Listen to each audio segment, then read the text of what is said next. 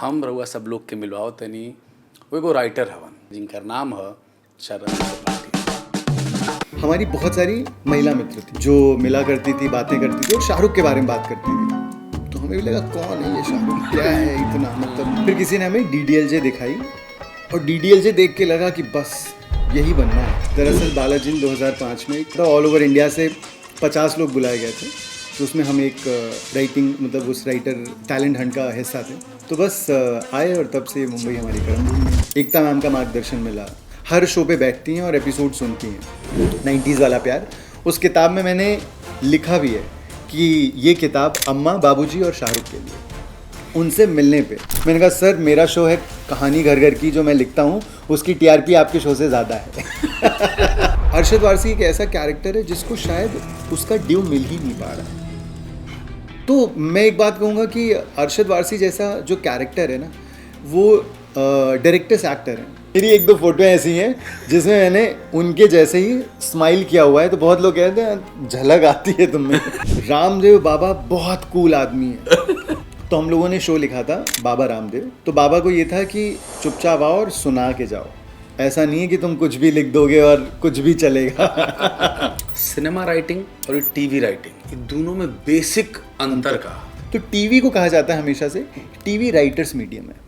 TV में आपको एक मुद्दा पकड़ना है, बहुत सारे बैंग बैंग बैंग मोमेंट्स देने हैं। सिनेमा में आपको एक कहानी लेनी है, start, conflict, middle, and, climax, खत्म। 90s वाला प्यार पर इसकी शुरुआत कब हुई? तो 90s वाला प्यार की जो 8 प्रेम कहानियाँ हैं, उन सारी कहानियों के थोड़े थोड़े अंश हम लोग की अपनी ज़िंदगी के जिए हुए किस्से हैं, कहानियाँ हैं। कानपुर वालों के लिए हम बताएंगे 2 एल्पेन लीबे लो, ये निकालो और यहाँ यहाँ रख लो, या गुटखा खाते हो तो गुटखा रख लो। तो कानपुर के लोग कैसे बात करते हैं कि और बे कैसे हो बे, तो ये तुरंत ऐसे होगा। म्यूजिक है ये। हाँ, तो वो म्यूजिकल बातें हैं, बड़ी बहुत बड़ा ऑस्कर भी लाके देगा ना, तो वो हमारे लिए छोटा है जब तक कि पिताजी की वैलिडेशन ना मिले, और वही नहीं मिल पा रहा।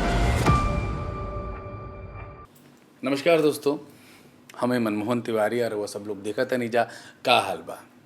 आज हमनी के गेस्ट रूम में जौन हमनी के मेहमान आइल बड़न वो एगो राइटर हवन। वो राइटर जिनकर जन्म भइल कानपुर में, जिनकर पैतृक आवास है प्रतापगढ़, और ये प्रयागराज में वर्तमान समय में उनकर पूरा परिवार रहला। वो खुद मुंबई में रहलन। लेखक हवन, कानपुर से मुंबई तक के जर्नी कैलन। MBBS के पढ़ाई करवाल चाहत रहन उनकर पिताजी, लेकिन वो सब कुछ दाव पे लगा करके पिताजी के विरोध में कानपुर से मुंबई आ गेलन। मुंबई अइलन, लेखकी करलन, बालाजी में गइलन, कवि बनलन, ओकरा बाद किताब लिखलन, डायरेक्शन में अइलन और बहुत सारा चीज़। हम रउआ सब लोग के मिलवाओ तनी हमार मुंबई के सबसे पहला मित्र से, जिनका नाम है शरद त्रिपाठी। त्रिपाठी जी, स्वागत बता। नमस्कार। का हाल बा? ठीक है बा। ठीक है बा। देखो, हमें बताया गया है कि भाई बड़े लोगों से मिलो तो आंखें मिला के आयशा बात करो।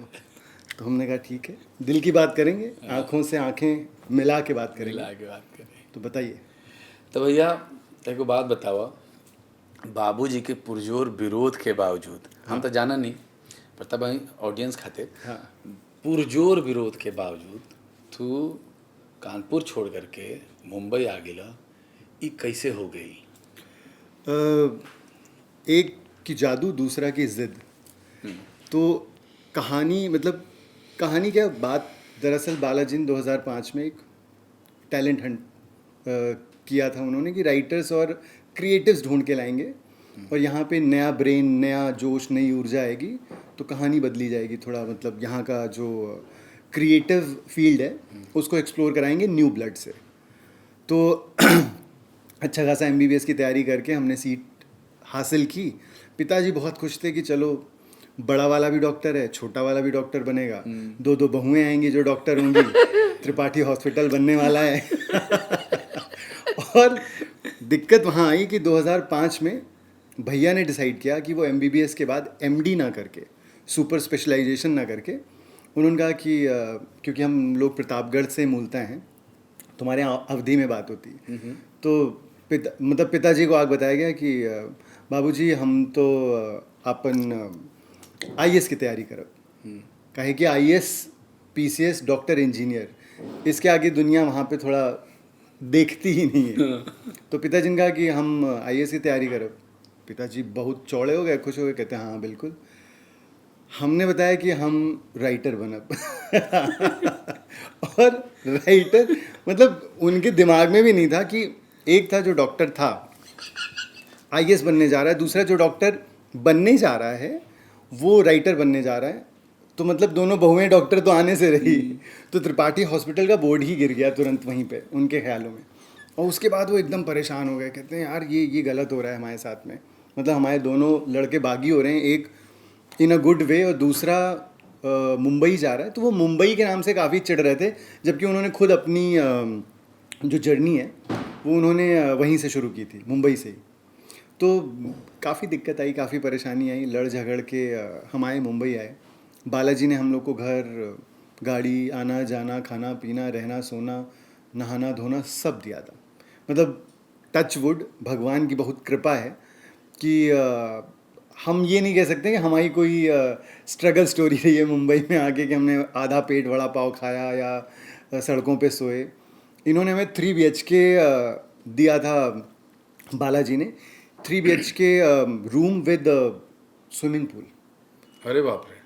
मतलब ताल तलैया में नहाने वाले लोग सीधे स्विमिंग पूल में आके कूद रहे, पगला गए थे लौंडे। मतलब और भी आए थे, लकी 50 हम लोग को कहा जाता था। ऑल ओवर इंडिया से 50 लोग बुलाए गए थे। तो उसमें हम एक राइटिंग मतलब उस राइटर टैलेंट हंट का हिस्सा थे। आए और फिर उसके बाद धीरे धीरे छटनी हुई लोगों की, बट हम जैसे तैसे कॉकरोच हैं, सरवाइव कर गए हर तरह की चीज़ें। और वैसे भी कहते हैं ना, यूपी बिहार के लोग हैं, वो जहाँ जाते हैं, जिस जगह जाते हैं उस जगह को अपना बना लेते हैं। तो बस आए और तब से मुंबई हमारी कर्म भूमि है। तो राइटर बनने का सपना बचपन से कुछ था, कहीं ये अंकुरित हो रहा था हो, या ये अचानक एमबीबीएस करत करत तारा दिमाग में आ गेल कि भैया हमरा तो डॉक्टर बने के बा या हमरा राइटर बने के बा? ये एक्चुअली ये सवाल बहुत लोग पूछे हैं। तो इसका सीधा सा आंसर ये है कि मतलब क्योंकि हमारी पैदाइश और परवरिश कानपुर की है, तो हम एक चीज़ जानते हैं, कानपुर का हर दूसरा लड़का राइटर है। क्योंकि वो बहुत झूठ बोलता है, बहुत बड़ी बड़ी बातें करता है, और हर वो इंसान जो अच्छा झूठ बोल ले, जो अच्छी बकैती कर ले, वो राइटर है अपने आप में। इट्स जस्ट दैट कि दे नीड मतलब एक सर्टेन तरह की उन्हें सिर्फ ट्रेनिंग या दिशा चाहिए, सही मार्गदर्शन मिल जाए। हम कह रहे हैं कानपुर के हर घर से एक राइटर निकलेगा, और वहाँ की हवाओं में ही बकैती, वहाँ की हवाओं में लफाजी, वहाँ की हवाओं में ही मतलब एक अलग तरह का ह्यूमर है, एक अलग तरह की बात है। और उन्हीं लड़कों के साथ उठे बैठे हैं, घूमे टहले। तो घर में झूठ बोलते थे कहानियाँ बना बना के कि कोचिंग गए थे, फिर ये हो गया था, वो हो गया था। और वो झूठ बोल के हम क्रिकेट खेलते थे, वो झूठ बोल के हम लोग यहाँ वहाँ मतलब घूमना टहलना होता था। तो अगर हम कहें सही तरीके से, तो वो कानपुर के कीटाणु थे जिन्होंने राइटिंग का कीड़ा मतलब जो था हमारे अंदर, उसको डेवलप किया। और उसके बाद फिर यहाँ आए, मुंबई आए, बालाजी जैसे बड़े संस्थान का हिस्सा बने, जहाँ पे की ट्रेनिंग भी अच्छे से हो गई। तो इसमें मैं शहर को दोष दूंगा। तो बालाजी में केकरा साथे ट्रेनिंग भइल? तो शुरुआत गुरु होखी। हाँ। तो शुरुआत जब हुई बालाजी में, हमें लाया गया तो धीरज सरना है, बहुत बड़े राइटर डायरेक्टर, अभी साबरमती रिपोर्ट फिल्म आई थी उनकी। तो वो हमारे आदर्श भी हैं, गुरु भी हैं, भाई भी हैं, दोस्त भी हैं, और बहुत ही कमाल, इस समय तो काफ़ी वायरल हो रहे हैं एक्टर और राइटर। तो धीरज सर थे, उस समय वो डायलॉग्स लिखा करते थे, तो उनके अंडर में हम लोग ट्रेन हुए। फिर हमें इंडिपेंडेंट शोज़ मिले और एकता मैम का मार्गदर्शन मिला। तो एकता जी क्योंकि हर वक्त हर समय मतलब हर शो पे बैठती हैं और एपिसोड सुनती हैं, तो उनका भी मार्गदर्शन मिला। और आसपास के जो दोस्त यार थे उन्होंने भी काफ़ी सपोर्ट किया, प्रोत्साहन दिया। तो बस इस तरह गाड़ी चल निकली और सफ़र भी मतलब खूबसूरत ही जा रहा है। ऑलमोस्ट 50 से ऊपर सीरियल तो लिख ले बड़ा, जहाँ तक हम जानते हैं। 60 से ऊपर है। हाँ 10 भी कम हो गया। 60 से ऊपर सीरियल तो लिख ले बड़ा। और ये हम तो जानते बानी, गूगल देवताओं भी बतावलन कि सक्सेसफुल था राइटिंग करियर है। अचानक छोड़ काहे दिला राइटिंग? हाँ, तो बीच में न्यूज़ आइल कि भाई राइटिंग से हमें घरी संन्यास लेता नहीं, तू काहे? राइटिंग से नहीं, टीवी राइटिंग से, और वो भी कुछ समय के लिए। एक लंबा अरसा लगभग 18 साल टीवी लिखा, बहुत सारा टीवी लिखा, और टीवी के हर तरीके के शोज़, हर जिसे कहते हैं ना हर जॉनरा के शोज़, तो हर तरीके के शोज़ लिखे। उसके बाद ये समझ में आया कि मेरे पास अभी फ़िलहाल टीवी को देने के लिए कुछ नहीं है ज़्यादा। दूसरा, टीवी का जो पूरा तरीका है लिखने का, क्योंकि वो डेली सोप्स है, तो आपको सुबह से शाम दिन रात लिखना है। और अगर तुम्हें याद हो, भैया की शादी थी, सब लोग मंडप में बैठे थे, तुम लोग हंसी मजाक कर रहे थे और हम लैपटॉप पे लगे हुए थे, एपिसोड भेज रहे थे।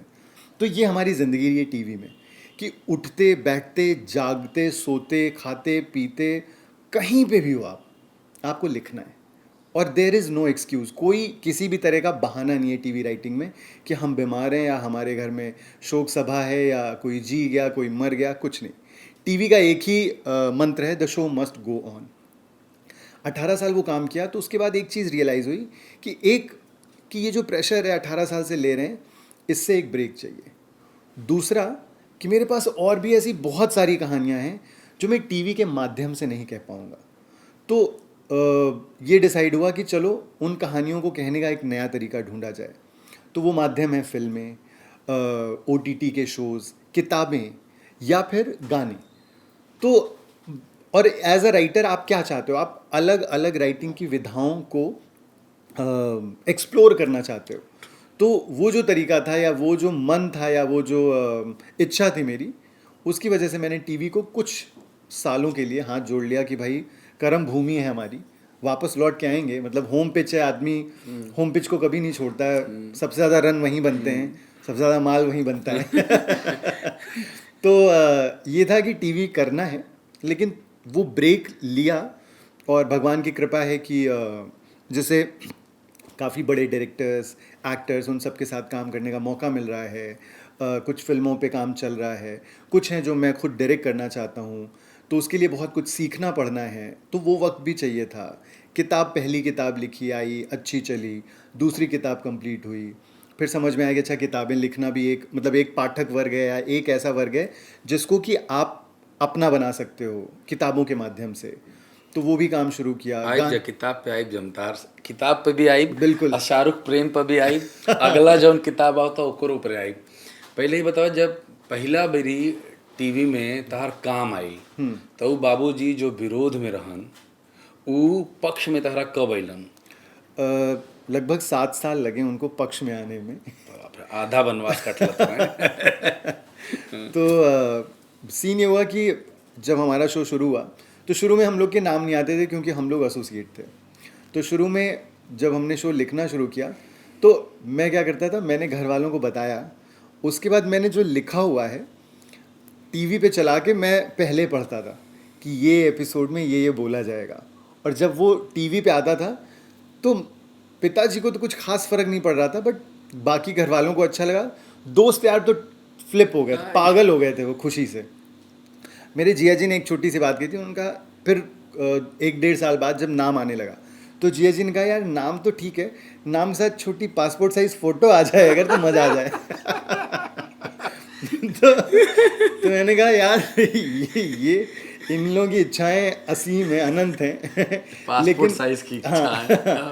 तो लेकिन नाम आने लगा, फिर पेपर में नाम आने लगा। जब हम गए पेपर में नाम छपता था, तो पिताजी को ये सब अच्छा नहीं लगता। कहते हैं कि ये जो बाहुबली होते हैं, चोर डकैत होते हैं, उनका नाम भी पेपर में आता है। खुश ही नहीं हो रहा है वो आदमी। मतलब सारी जितनी भी तरकीबें अपनाने के बाद फिर भैया का सिलेक्शन हुआ, भैया प्रशासनिक अधिकारी बने। उसके बाद जब भैया ने ये बात कहनी शुरू की, मतलब पिताजी को एक काफ़ी लंबा वक्त लगा है ये मानने में कि हाँ मेरा बेटा ठीक ठाक कर रहा है। वरना वो उनको हमेशा ये था कि वो लोगों को भी बताते थे, तो वो ये नहीं बताते थे कि राइटर है। कुछ ड्रामा, भारतीय संस्कृति उन्हें जोड़ने, उन्हें सरकारी नौकरी घुसानी होती थी किसी तरह, कि भारतीय राइटिंग संस्थान कुछ तो वो बना रहे थे। और गांव वाले लोगों को लग रहा था कि वहाँ तो वो स्मगलिंग कर रहा है टीवी में, और राइटर तो ऐसे नहीं रह सकते हैं, मतलब तमीज़ से अच्छे से रहना। या जब मैंने मेरा घर लिया तो सारे गांव वालों के बीच खबर उड़ गई थी कि स्मगलिंग ही चल रही है। नहीं तो मुंबई में घर कहाँ से करेंगे। हाँ, तो ये सारी चीज़ें क्योंकि वो सामाजिक हैं उनको बहुत अफेक्ट करता है। तो एक लंबा वक्त लगा बट इवेंचुअली ही रियलाइज्ड। और फिर मेरा एक शो आया था स्टार प्लस पे, सुहानी सी एक लड़की, 1021 एपिसोड चला वो शो। तो जब वो शो देखना उन्होंने शुरू किया तो उन्हें अच्छा लगने लगा और फिर धीरे धीरे धीरे धीरे एक्सेप्टेंस आ ही जाती, तो वो एक्सेप्टेंस आ गई। और फिर किताब पढ़ी, पर प्रॉब्लम वही है कि वो आज तक ना खुल के ये बोल नहीं पाए हैं कि यार अच्छा लिख रहे हो या ठीक ठाक किया है। तो मेरी लाइफ की ना मतलब सारी जो लड़ाई या जद्दोजहद है वो पिताजी के वैलिडेशन पे ही अटकी हुई है कि हमें कोई बहुत बड़ा ऑस्कर भी ला के देगा ना तो वो हमारे लिए छोटा है जब तक कि पिताजी की वैलिडेशन ना मिले, और वही नहीं मिल पा रही है। दिक्कत ये है कि वो आदमी अभी भी बैठा हुआ है और अनइम्प्रेस्ड कि उनका हाँ ठीक है, बेटा जगुआर लेके जब घूमा था पर बाबूजी खुश नहीं कन। अरे उनका सीधा कहते हैं हमारे यहाँ शराब ठेकेदार इससे बड़ी गाड़ी लेके घूमता है तो बताओ उसका क्या जवाब दी? कहते हैं गिट्टिक व्यापारी बन जाओ, देखो फिर बालू की तस्करी करो, ये यही लोग पैसे कमा रहे हैं। पैसे कमाना थोड़ी मेन चीज़ है, इज्जत कमाना। तो मैंने कहा वो भी ठीक ठाक कमा लिए पिताजी, बट नहीं, हिलने वाले नहीं है बात। तो भैया तो समझैले हो खूब। हाँ लेकिन बाप बाप होता है यार, बाप को तुम समझा पाओगे, वो इसीलिए तो बाप है हमारा। और माई? देखो माओ का क्या होता है, माएँ कोई भी बात होती, खुशी हो, गम हो, तकलीफ़ हो, बहुत मज़ा आ रहा हो, वो रो देती हैं। तो हम कुछ भी कहते हैं तो उनकी आंखें भर आती हैं। तो हम कहते हैं अच्छा कर रहे हैं तो खुशी में रो देती हैं। पिताजी कहते हैं बुरा कर रहा है यार ये कोई बात थोड़ी है, तो तकलीफ़ में रो देती हैं। तो बस वो रो देती हैं। हमरा बहु याद बा भैया जब IRS की तैयारी करत रहन, है ना, तो तू तिरुपति जा करके बाल मुडवा दे ले रहा कितना पुराना बात है। हाँ ये 2007 की बात है। तो भैया तैयारी कर रहे थे और भैया का प्री हो गया, मेंस हो गया, और उनका इसमें सिलेक्शन नहीं हुआ। इंटरव्यू राउंड में पहली बार जब सिलेक्शन नहीं हुआ तो मैंने पहली बार देखा था अपने पिताजी को भैया के प्रति थोड़ी तलखी थी और थोड़ा उनके अंदर शक जैसा एक होता है ना कि ये कर पाएगा कि नहीं। And for the first time, मतलब पहली बार जीवन में पिताजी हमारे कह रहे हैं कि अरे गलती किए, ये जो डॉक्टरी छोड़ दिए। तो भैया काफ़ी दुखी भी हो गए, थोड़े परेशान भी थे। तो अब उस समय हमारे पास मतलब कुछ भी नहीं था, हम घर के सबसे छोटे थे, हमारी तो राय नहीं ली जाती थी, तो हमसे क्या ही बात करेगा कोई। तो मुझे समझ नहीं आया कि क्या करें क्या नहीं। फिर हमने तिरुपति के बारे में सुना था क्योंकि बालाजी से एकता मैम तिरुपति जाया करती थी। हमें लगा यार तिरुपति में सबकी मन्नतें पूरी होती हैं, और वहाँ पे हमने सुना बाल दान होते हैं। हमारे पास पूरे शरीर में सिर्फ बाल ही थे देने को। देखा तिरुपति इतने अमीर भगवान है, हम उनको क्या ही देंगे, हमारी तो नौकरी में 5,694 रुपये महीना मिलता था TDS काट के। तो मैंने कहा मेरे पास प्रभु बाल हैं और एक सच्ची श्रद्धा है, बस हमारे भैया का किसी तरह सिलेक्शन करवा दो। तो हमने जाके वहाँ बाल मुंडवा दिए और अब भैया की मेहनत, भगवान का आशीर्वाद की सिलेक्शन हो गया। याद है। तो बस तो इतनी सी कहानी है बहुत बढ़िया। मतलब हम आज हूँ याद कर नहीं उस समय जब तू तार फेवरेट शाहरुख खान फ्लेवर के बाल तो दान करके इला था, है ना। शाहरुख खान के प्रति ये जो तुम्हारा स्नेह है, अगाध स्नेह है, ई कब डेवलप भइला? ई कानपुर में डेवलप भइला या मुंबई आकर के? शाहरुख से, हमारे ख्याल से शाहरुख से हर किसी ने 90 के दशक से प्यार करना शुरू किया है। तो शाहरुख से प्यार की दो वजह हैं। एक कि जब शाहरुख की फिल्में आई, हाँ, तो शाहरुख की फिल्में आदमी नॉर्मली एक बार, दो बार, तीन बार देखता है। तो मेरे साथ क्या हुआ कि हमारी बहुत सारी महिला मित्र थी जो मिला करती थी, बातें करती थी और शाहरुख के बारे में बात करती थी।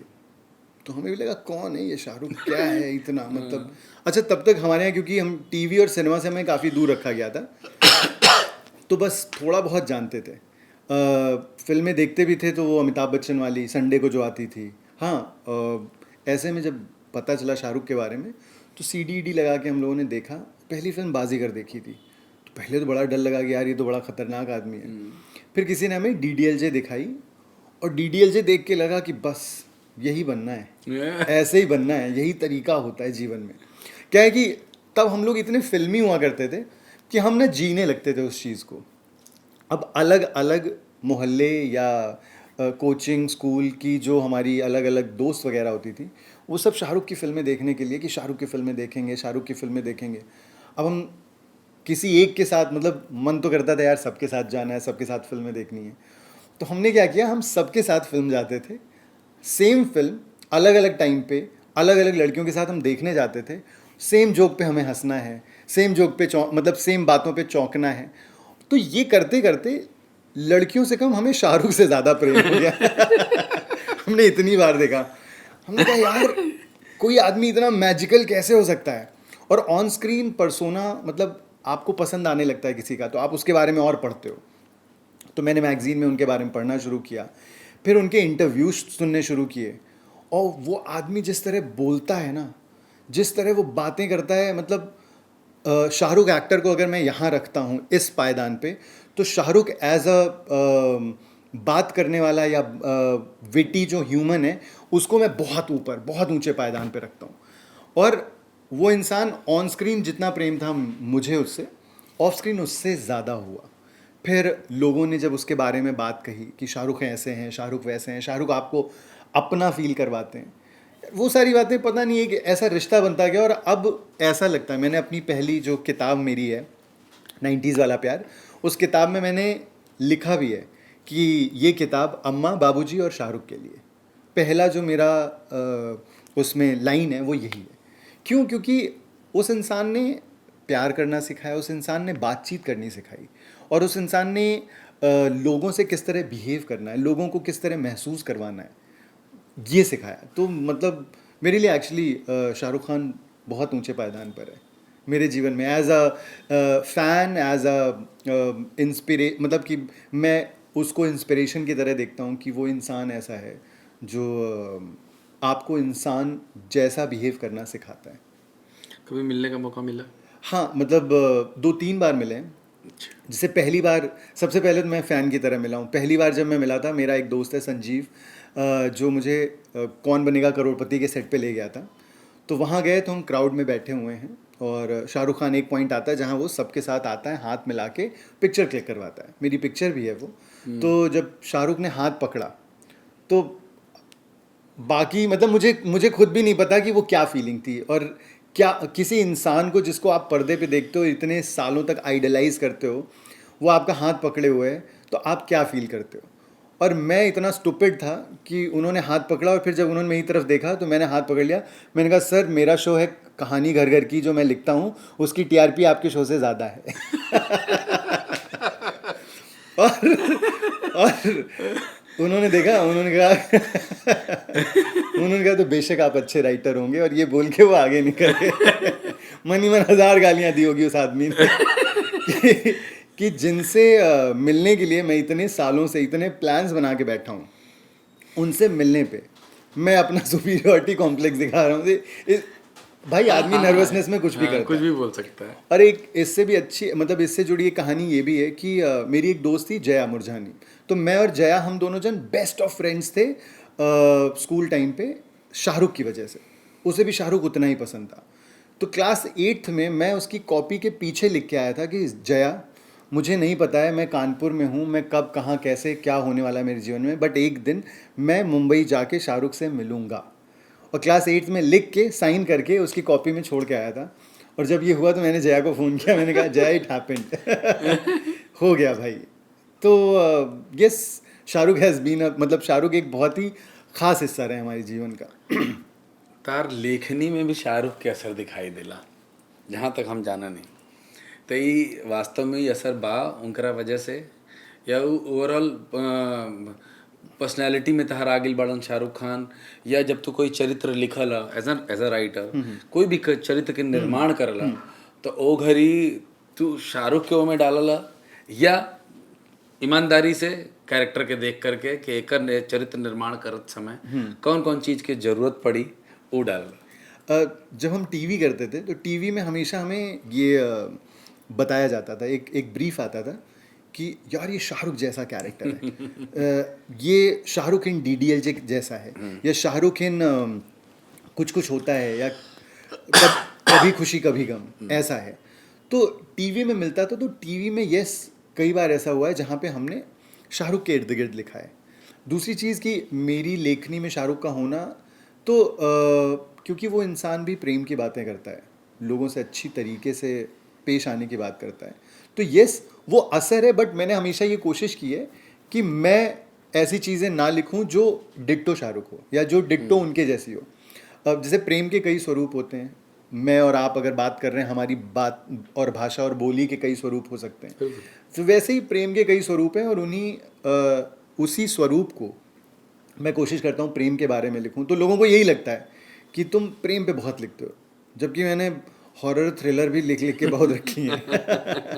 बट पहला जो मतलब चाहे मेरी बातें कह लो, पर्सनालिटी कह लो, या लोगों से मेरा बात करने का तरीका कह लो, वो बहुत प्रेम भरा है, श्रृंगार रस बहुत ज़्यादा है। तो श्रृंगार रस की वजह से यस लोगों को ऐसा लगता है। बट इसके अलावा मुझे मेरी अप्रोच हमेशा ये होती है कि किरदार कैसा है, और किरदार की मतलब सराउंडिंग्स कैसी है, उस हिसाब से लिखा जाए।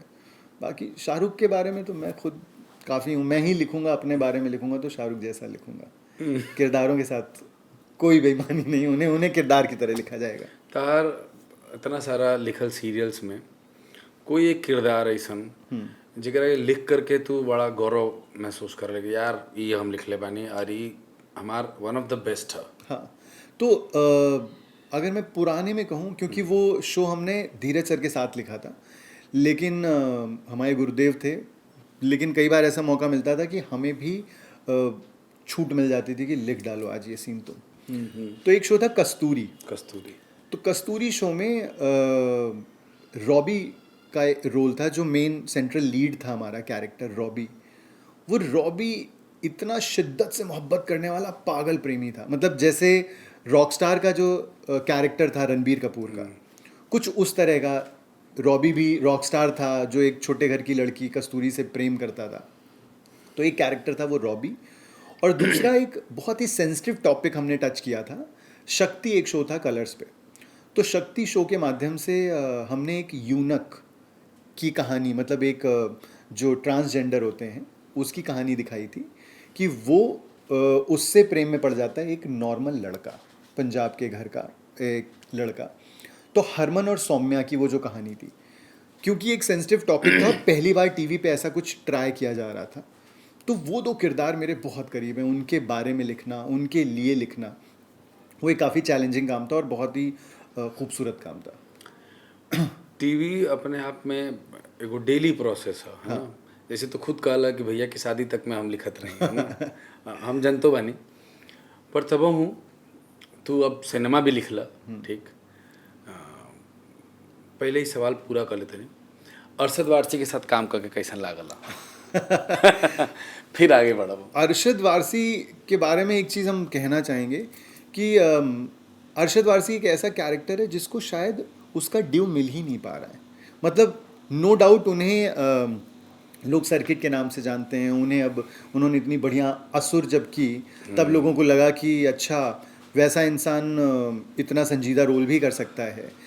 उन्होंने एक शहर फिल्म की थी जो बहुत कम लोगों ने देखी है, और अगर आप देखो तो वो कमाल की फिल्म है। प्रशांत नारायण ये सब। तो शहर में संजीदा रोल देके वो फिल्म फ्लॉप है, मतलब वो फिल्म उतनी चली नहीं है। लेकिन तो मैं एक बात कहूँगा कि अरशद वारसी जैसा जो कैरेक्टर है ना, वो डायरेक्टर से एक्टर हैं, आप उनको बिठा दो, वो आदमी इतना फ़नी है, इतना फ़नी है। प्रॉब्लम यही है कि वो इंसान इतना फ़नी है, वो नॉर्मली बैठ के आपको इतना हंसाएंगे, पागल कर देंगे कि आपको लगेगा नहीं इनको और कोई रोल नहीं देते हैं। जबकि वो एक मतलब महा सुपर क्रिएटिव इंसान है, बहुत बहुत गजब आदमी है, बहुत ही स्वीट और बहुत ही डाउन टू अर्थ हैं, कमाल एक्टर हैं। और मतलब उनके साथ काम करना, मतलब मेरी पहली फिल्म जो थी उसमें हम दोनों की जो कामराडरी कह लो, या हम दोनों जन की जो ट्यूनिंग कह लो, ऐसी थी कि वो जिस तरह अपना हेयर स्टाइल वगैरह करते हैं, तो मैं भोपाल में था, तो मैं भी कहीं ऐसे बाल वाल बना के गया था ना, तो बहुत सारे लोग जहाँ हम शूटिंग कर रहे थे सब कह रहे थे कि ये अरशद का छोटा भाई है। मेरी एक दो फोटो ऐसी हैं जिसमें मैंने उनके जैसे ही स्माइल किया हुआ है, तो बहुत लोग कहते हैं झलक आती है तुम में। तो मैंने कहा नॉर्मली कहा जाता है कि पति पत्नी कई सालों तक रहते हैं तो एक जैसे दिखने लगते हैं, मैं आज जिसके लिए लिख रहा हूँ उसके जैसा दिखने लगा हूँ। तो मैंने उनको ये बात भी बताई थी और वो काफ़ी इस बात पे हंसते हैं। और दूसरा, हमारी जो ये फिल्म थी, फिल्म में एक ना बहुत ही क्रेजी सा सीन है, बहुत ही, वो सोशल मीडिया पे कई बार वायरल हुआ है। उस सीन के बारे में आप कभी भी अरशद वारसी से मिलिए, आप उनको याद दिलाइए कि फ्रॉड जिया एक फ़िल्म है आपकी, उसका एक सीन है, बस आप यही बोल दीजिए कि एक बहुत ही क्रेजी सा सीन है जो आपने किया है। उस सीन के बारे में वो आदमी हंसेगा, बोलेगा और बातें करेगा, क्योंकि जितनी बार उस सीन की चर्चा होती है वो कहते हैं इससे गलीच सीन कोई नहीं है, बट इससे फ़नी सीन कोई नहीं है। तो उस सीन की वजह से हम लोग की काफ़ी अच्छी ट्यूनिंग और बातचीत हुई, दोस्ती हुई। और आलम यह है, मैंने जैसे डाउन टू अर्थ वाली बात कही कि किसी ने आउट ऑफ नो वेयर, कोई एक बहुत बड़ा फ़ैन था जिसने बोला कि यार मुझे अरशद वारसी से सिर्फ बोल दो कि मुझे एक छोटी सी वीडियो बाइट दे दें हैप्पी बर्थडे की। मैंने सिर्फ एक छोटा सा टेक्स्ट किया था और उस आदमी ने तुरंत रिवर्ट किया कहीं से बैठे बैठे। तो that's the kind of person he is. खूबसूरत, अच्छे, बढ़िया, मस्त, मज़ेदार इंसान, बट स्टिल प्लीज़ कोई उन्हें कास्ट करो और अच्छे रोल्स में और कास्ट करो यार। Why don't you write? I am writing a very crazy role for him, and I hope कि वक्त आए, मौका मिले तो मैं उन्हें अप्रोच करूं और मैं उन्हें डायरेक्ट करूं अपने हिसाब से। प्रकाश झा। प्रकाश झा अपना आप में नाम है एगो संपूर्ण सवाल है। तो प्रकाश झा नाम में ही मतलब ग्रेविटी है, नाम में ही अपने आप में, जिसे कहते हैं एक सीख है, नाम ही अपने आप में एक ब्रांड है। तो प्रकाश जी के यहाँ पे जाना हुआ। प्रकाश जी वैसे बहुत संजीदा आदमी है, जब आप उनसे पहली बार मिलते हो तो पापा टाइप की सेम फीलिंग आती है। नॉर्मली डायरेक्टरों से मिलो, प्रोड्यूसरों से मिलो आप, तो आप एक चौड़ में जाते हो कि हाँ ठीक है आप हैं, हम जाएंगे, हम राइटर हैं, हम भी तो कुछ हैं, और हम अपनी लेखनी से आपको मतलब पूरी तरह से इम्प्रेस कर ले। हाँ, आप उनके ऑफिस में जाओ, कुछ 12-13 नेशनल अवार्ड लगे हुए हैं। चाचा उनका के काम वही impress करी हो। टांगे कांपने लगती हैं। फिर उनके सामने बैठो, वो उनका जो लुक है, उनका जो पूरा पर्सोना है, वो लगता है कि बड़े ताऊ जी हैं जो गंभीर दिखते हैं, जो कोई भी गलती करोगे थप्पड़ मार देंगे, मतलब नॉर्मली आपको यही लगेगा, वो जो फील देते हैं ना। और बट वो आदमी बहुत मतलब बहुत संजीदा, येट बहुत डायरेक्ट है कि आपने कुछ गलत किया है तो नहीं ये वर्क नहीं करता, बस इतना। और उनको पता है, अगर हम ज़मीनी कहानियों की बात करें, अगर हम हमारी तरफ की जो पॉलिटिकल समझ है उनकी, वो मतलब बियॉन्ड इमेजिनेशन है। उस इंसान को ग्रास रूट लेवल की जो छोटी छोटी बातें, उनके जो ऑब्जर्वेशंस हैं बहुत ही अमेजिंग है, क्योंकि वो अपनी कहानियाँ खुद लिखते हैं, इसलिए वो जल्दी आपसे इम्प्रेस नहीं होंगे। आप पॉलिटिकल कुछ लिख के ले जाओ तो ये बात है, आपको बहुत ज़्यादा नाकों चने चबाने पड़ेंगे या बहुत ज़्यादा मेहनत करनी पड़ेगी, तब जाके वो आदमी थोड़ा सा इम्प्रेस होगा, हाँ ठीक है अच्छा लिखे हो, क्योंकि वो खुद उसमें रचे बसे हैं, पॉलिटिक्स में रहे हैं, चुनाव लड़ के आए हैं। तो उनके साथ का जो एक्सपीरियंस था, क्योंकि हमारी पहली फिल्म को प्रोड्यूस उन्होंने किया था, उनके बैनर ने प्रेजेंट किया था, उनकी बेटी दिशा झा ने प्रोड्यूस किया था उस फिल्म को, तो काफ़ी अच्छा दखल रहा उनका। बट मैं कहूँगा कि बहुत ज़्यादा काम हम नहीं कर पाए, जो मेरा मन था कि हम और प्रोजेक्ट में साथ काम करते, बट क्योंकि मेरी अपनी कुछ राइटिंग के दूसरे भी प्रोजेक्ट्स थे जिन पे मैं बिज़ी हूँ। बट येस अगेन, मैं और दिशा एक खुद की स्क्रिप्ट पे काम कर रहे हैं, जो शायद बहुत जल्द अगर हम लोग साथ में करेंगे तो प्रकाश जी ऑन बोर्ड आएंगे। और अब प्रकाश जी एक्टिंग करने लगे हैं। हाँ, तो मुझे लगता है कि क्या पता, एज एन एक्टर भी क्या आ पता कि बड़े ताऊ जी आ ही जाए। ताऊ जी के एक्शन को रोलिंग कैमरा एक्शन बोलो है। इतने बड़े आदमी को यार रोलिंग कैमरा एक्शन बोलना बहुत बड़ी बात, अद्भुत बात हो जाए। हाँ। एक और बड़ा आदमी के साथ तो बड़ा काम कैला, जहाँ तक हमारा ध्यान बा, प्रोडक्शन हाउस अजय देवगन के रहे, और ही बाकायदा हरिद्वार में तू रामदेव बाबा के साथ रहल। वो अनुभव कैसन रहे भाई, बहुत जरूरी भाई जानना। मैं हर किसी को बताना चाहता हूँ, रामदेव बाबा बहुत कूल आदमी है। मतलब सनातन की बात आप करो या आप योग की बात करो, तो हमेशा ऐसा आता है ना कि कोई संजीदा सा आदमी, हाँ, या चोला ओढ़े हुए पहने हुए आदमी, और नॉर्मल मतलब गंभीर, धीर गंभीर रहेगा। रामदेव बाबा एक ऐसे इंसान है सेम कि वो आप उनसे मिलोगे 2-5 मिनट 10 मिनट और फिर आप उनके फ़ैन बन के निकलोगे। उनकी बातों के योग उनका एक अलग अपना, उनका जो विजन है दुनिया को लेके वो एक अलग है। बट वो जिस तरह के इंसान है और जिस तरह वो आपको फील कराते हैं और जिस तरह वो जोक्स क्रैक करते हैं, मतलब कमाल, सेंस ऑफ ह्यूमर तो उनका क्रेजी है। बहुत ही बढ़िया आदमी। तो हम लोगों ने शो लिखा था बाबा रामदेव। शो में डायलॉग्स लिख रहा था, तो क्योंकि डायलॉग्स थे तो बाबा को ये था कि चुपचाप आओ और सुना के जाओ, ऐसा नहीं है कि तुम कुछ भी लिख दोगे और कुछ भी चलेगा। और वो खुद इतना अच्छा बोलते हैं, तो उन्होंने कहा कि भाई आओ हमारे यहाँ पे। तो वो बाकायदा हमें बुलाते थे, हम जाते थे उनके यहाँ रहते थे। फिर सुबह सुबह, अच्छा मीटिंग भी हमारी कब होती थी? सुबह 5 बजे। बाप रे। और जो लोग हमें जानते हैं उन्हें पता है मैं 6 बजे सोने जाता हूँ। तो जो हमारे साथ प्रोड्यूसर्स फ्रेंड्स जाते थे वो सारे लोग ऐसे कि भाई तू जाग जाएगा, मैं सो ही नहीं रहा हूँ। तो मैं अपना लैपटॉप पे पूरा रिवीजन करके 5 बजे तक हम लोग वहाँ उनके यहाँ जाते थे और बाबा मस्त योग करते थे। और कई बार ऐसा हुआ है कि बाबा ने हम लोग को बुलाया कि आओ सपाट मारो। अरे हम 15-20 में बेहोश हो रहे हैं, वो 35-40 चले ही जा रहा है उनका। तो सुपर फिट, सुपर फनी और बहुत अच्छी समझ रखने वाले, super hit sense of humour उनका, क्रेजी सेंस ऑफ ह्यूमर। मतलब वो इंसान आपको हंसा हंसा के मार देगा, इतनी बढ़िया बातें। और दूसरी कमाल चीज़ ये कि उनकी जो सोच थी, हम सारे लोग जब बात करते हैं, सारे में जैसे मैं दुनिया की बात करूं कि दुनिया के बहुत सारे लोग हैं, जब मैं बाहरी लोगों से मिलता हूं जो किसी भी तरह से उनके कनेक्ट में नहीं है, या हमारी इंडस्ट्री के लोग, तो हर किसी ने ना एक सोच बना रखी कि अरे बाबा का तो पतंजलि है, बाबा ने तो बहुत पैसे बना लिए हैं। ये मतलब पूर्णतया गलत बात है। जो मुझे उनसे मिल के बात पता चली कि रामदेव बाबा का अपना खुद का कोई अकाउंट नहीं है, बैंक अकाउंट नहीं है। रामदेव बाबा ने जितने भी, जो भी उनके घर वाले हैं, उनसे दूरी बना रखी है। उनको 1 रुपया ऐसा नहीं होता कि पतंजलि से कमा के वो अपने घर वालों को कोई फाइनेंशियल मदद दे रहे हैं। उनकी एक संस्था है, जो भी पैसा होता है उस संस्था को जाता है। और उन्होंने एक अपना विजन शेयर किया था हम लोगों से कि उनका सपना है कि एक बार इस ट्रस्ट में एक सर्टेन अमाउंट इकट्ठा हो जाए, इतना अमाउंट इकट्ठा हो जाए तो मैं ये चीज़ दान करके, मतलब इस ट्रस्ट को लोक सेवा में अर्पित करके आगे बढ़ जाना चाहता हूँ। तो उनका जो विजन है वो इतना खूबसूरत है, एंड दैट्स वाई, मतलब इस वजह से मैं रामदेव बाबा को बहुत ऊपर आंकता हूँ। मतलब मुझे वो इंसान इसलिए भी अच्छे लगते हैं कि उन्होंने अपने देश में योग क्रांति लेके आए हैं।